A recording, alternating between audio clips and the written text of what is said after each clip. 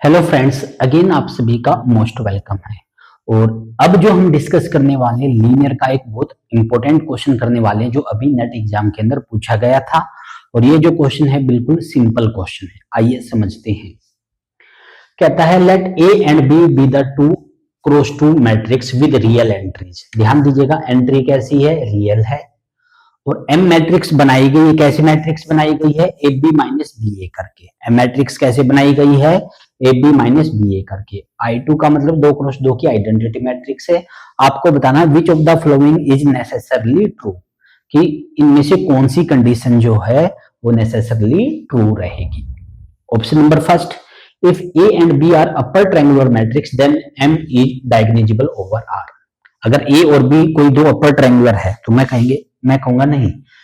अगर ये दोनों अपर ट्रायंगुलर है या ये दोनों डायगोनल भी है तो एम का डायगोनल होना कोई जरूरी नहीं है आर के लिए। यानी कि पहला दूसरा ऑप्शन गलत है। काउंटर एग्जांपल देते, ध्यान दीजिएगा।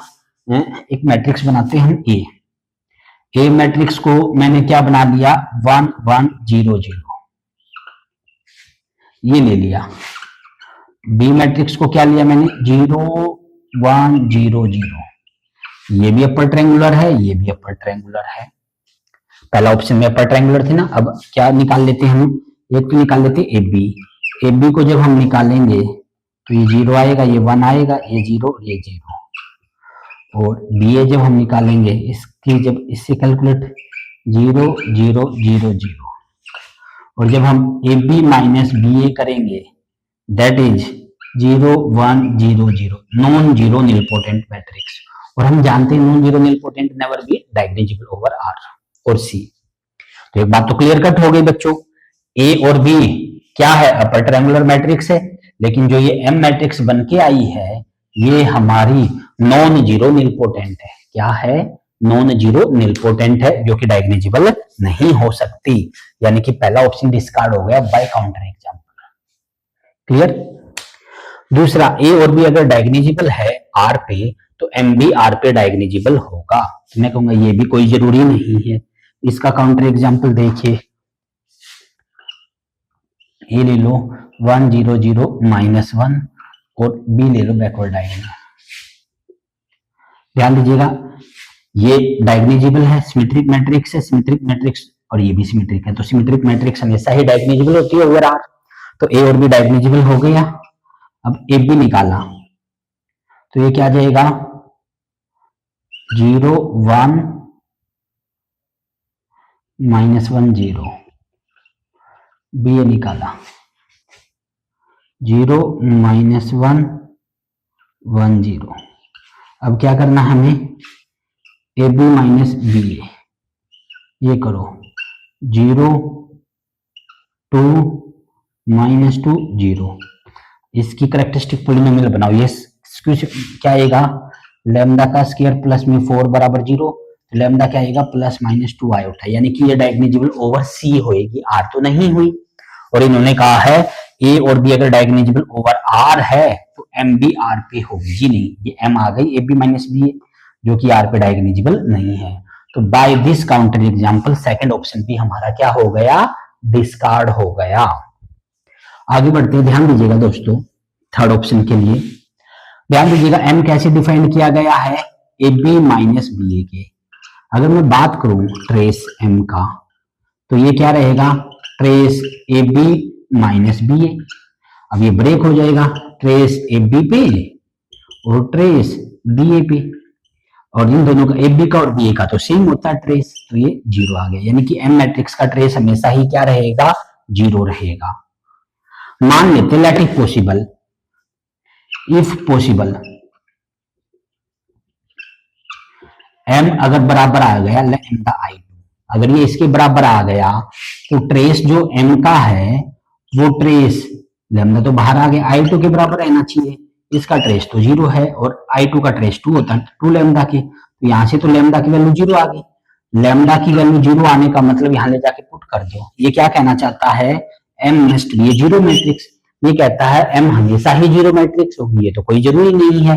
यानी कि अगर मैंने कोई नॉन जीरो मैट्रिक्स ले ली, क्या ले ली? अगर मैंने कोई नॉन जीरो मैट्रिक्स ली तो ये इक्वल आए कोई जरूरी नहीं है। यानी कि तीसरा ऑप्शन भी हमारा डिस्कार्ड हो गया।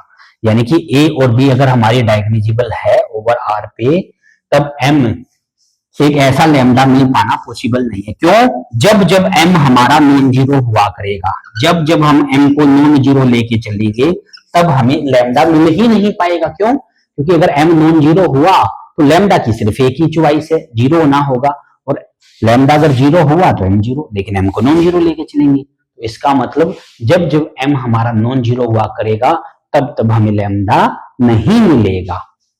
और इन्होंने कहा है देन देयर एग्जिस्ट लैम्डा, हमेशा ही लैम्डा मिल जाएगा, एवरी एम के काम चल रहा है। तो जी नहीं, जब एम नॉन जीरो होगा तो ऐसा लैम्डा नहीं मिलेगा। यानी कि तीसरा ऑप्शन भी डिस्कार्ड हो गया। फोर्थ ऑप्शन को समझिएगा। अब एम क्या दे रखा है हमें? एम हमें गिवन है ए बी माइनस बी ए। अगर मैं इसकी कैरेक्टरिस्टिक पॉलिनोमियल बनाऊं